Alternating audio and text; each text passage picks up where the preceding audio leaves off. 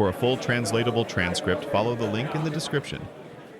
Shin Dong-hyuk, originally named Shin In-gyun, was born on November 19, 1982, within the confines of Kaechon internment camp, commonly known as Camp 14, located in South Pyongan Province, North Korea. This facility was one of North Korea's notorious total control zone prison camps, where individuals were condemned to lifelong imprisonment due to the alleged political crimes of their relatives. The North Korean regime enforced a policy of guilt by association, punishing not only the accused, but also their descendants, ensuring that perceived disloyalty was eradicated across generations. Life in Camp 14 was defined by grueling labor, scarce food, and an atmosphere of constant surveillance. Prisoners, including children, were forced to work long hours in harsh conditions with minimal rest. Food rations were meager and nutritionally inadequate, driving inmates to catch and consume rats, frogs, and insects to survive. The camp operated under strict rules, where any infraction, such as hoarding food, could result in severe punishment or execution.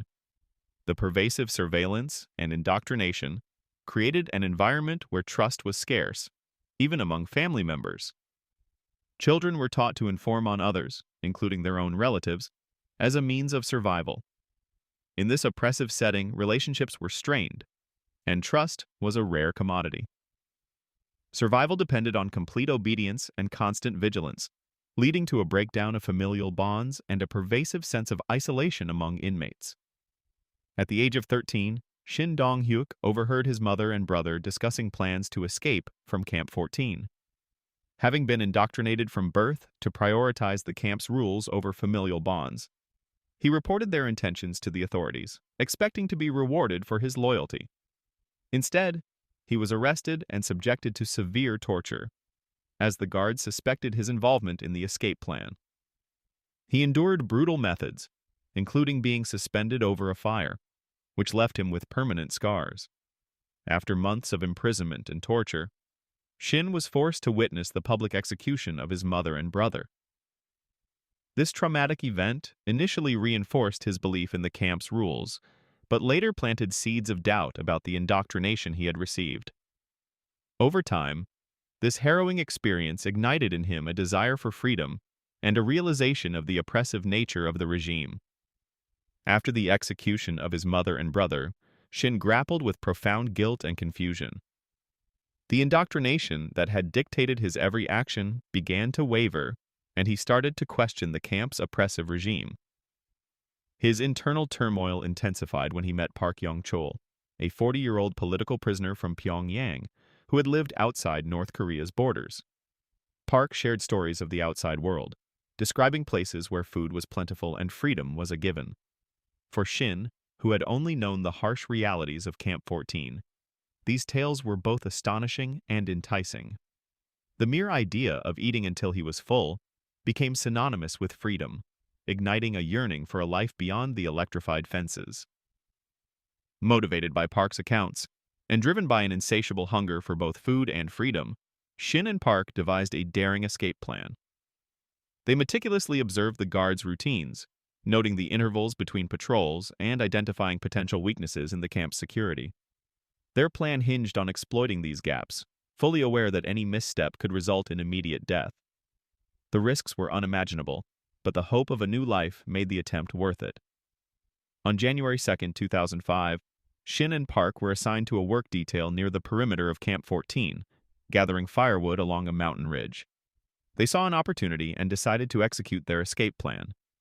As the guards momentarily turned away, Park climbed onto the high-voltage fence first, but he was electrocuted instantly. His body became caught in the wires, the air filled with the scent of burning flesh. Shin used Park's body as a shield, crawling over him to pass the deadly barrier.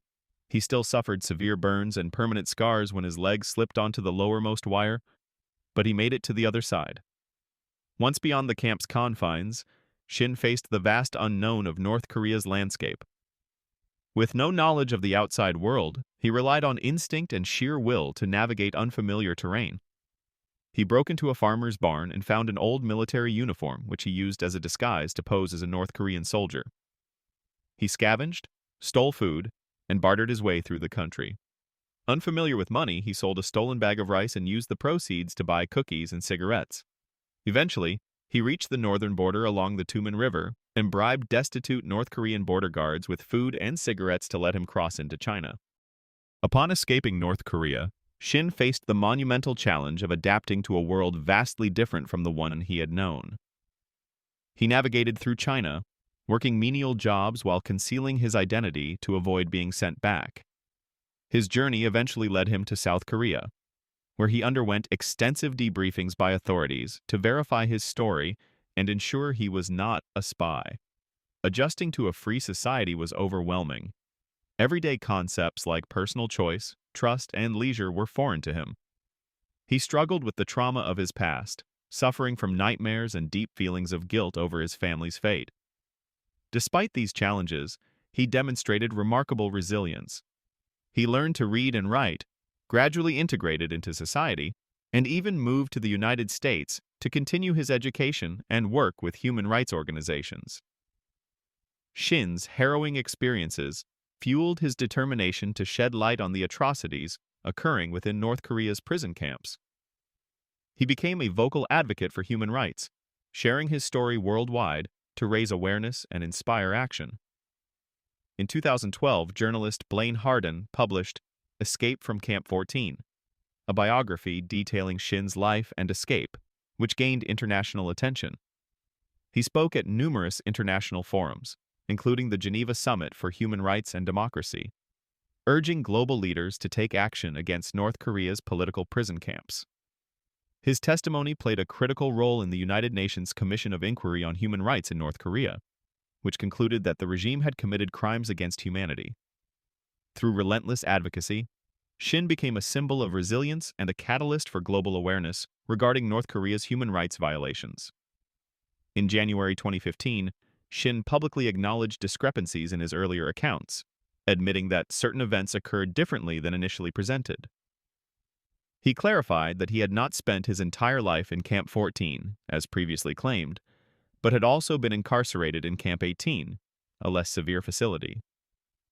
He also corrected the timeline of his escape attempts and the circumstances surrounding his family's execution, stating that he was 20 years old, not 13, when he was tortured in Camp 14. These revelations sparked debates about the reliability of defector testimonies, with critics arguing that such inconsistencies could undermine reports on North Korea's human rights violations. However, many experts emphasized that, despite these discrepancies, the fundamental truths about North Korea's prison camps remained undeniable. Shin explained that his initial inaccuracies stemmed from the trauma he endured and his desire to protect his remaining family members in North Korea. Blaine Harden, the journalist who wrote Escape from Camp 14, updated the book's foreword to address these inconsistencies. He noted that while some details had changed, the fundamental story of Shin's experiences within the North Korean prison camp system remained consistent. He also highlighted the profound psychological impact of prolonged torture, suggesting that trauma could contribute to variations in Shin's recounting of events. Despite the controversies, Shin's story continues to illuminate the brutal realities of North Korea's labor camps, serving as a catalyst for international discussions on human rights abuses within the secretive regime.